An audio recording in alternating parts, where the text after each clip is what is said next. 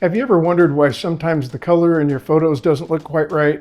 Maybe it's a little blue or a little orange, even though the conditions at the time of taking the photo look perfect?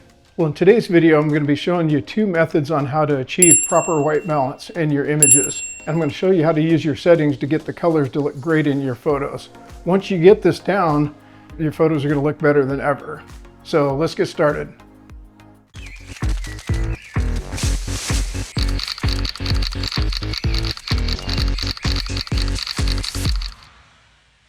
Hey there, welcome back to Bird Paparazzi.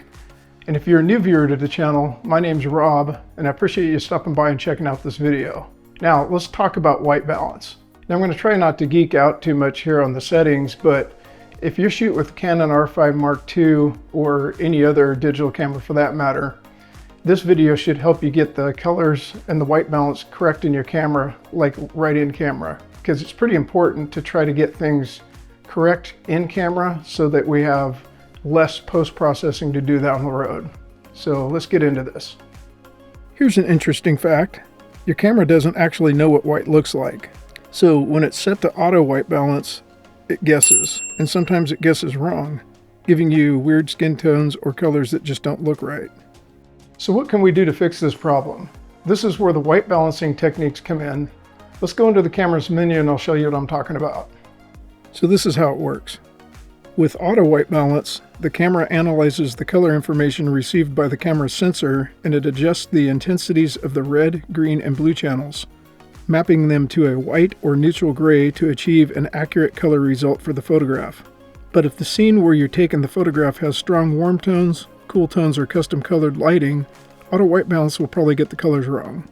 Here in the Canon R5 Mark II, we'll go into the red menu and scroll over to the fourth tab and choose white balance. Here you'll see all the options the camera has for white balance. As you can see, when we scroll through these options, it shows an approximate Kelvin temperature value for each option. This is pretty cool. But we'll get to the Kelvin setting in a minute. So this first white balance option I'm going to cover sounds a little technical, but you'll be shocked at how pro your photos suddenly look. It's like jumping from guesswork into precise color science. Let's choose the custom white balance option.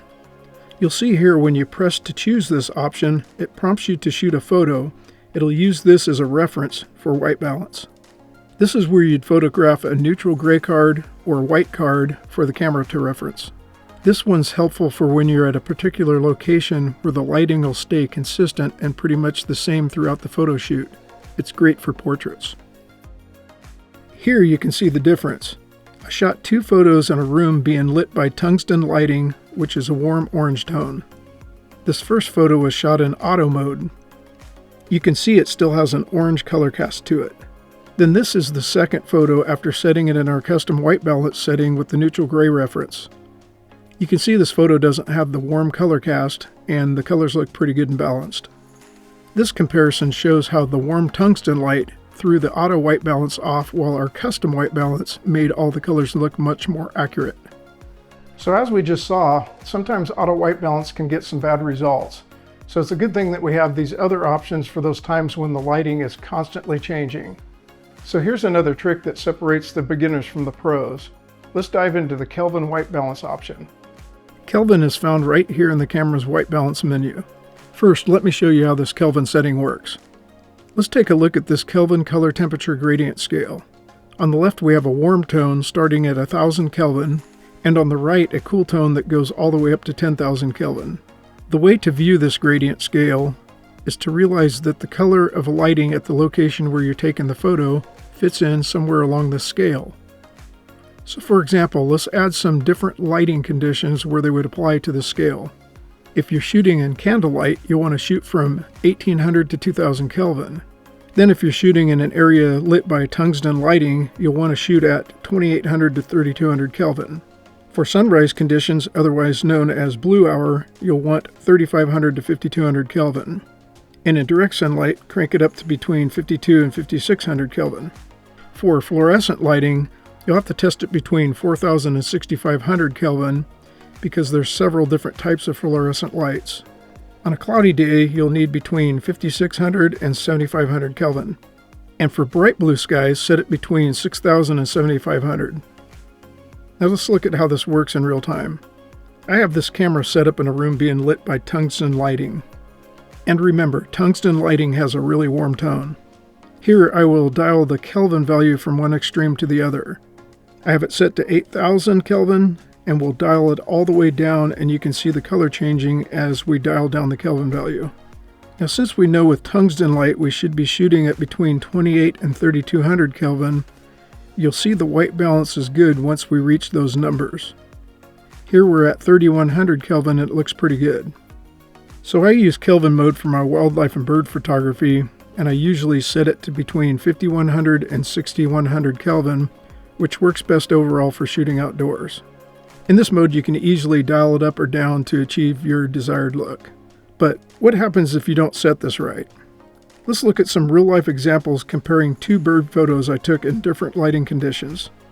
Now, I took these photos back before I learned the importance of setting the white balance in the camera. This first one I took was at golden hour of a short-eared owl. I don't mind some warmth, but this one was too orange. In this case, I should have dialed the Kelvin value down from 5100 to a lower number.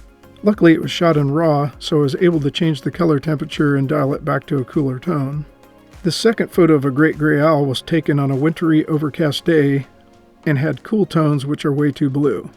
In my defense, aside from not knowing much about white balance at the time, we walked up on this owl without realizing it and were quite surprised.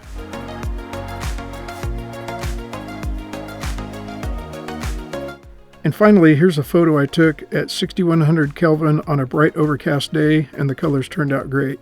Now, I have another video on this channel where I cover processing raw images, so when you're done here, make sure you go watch that one next.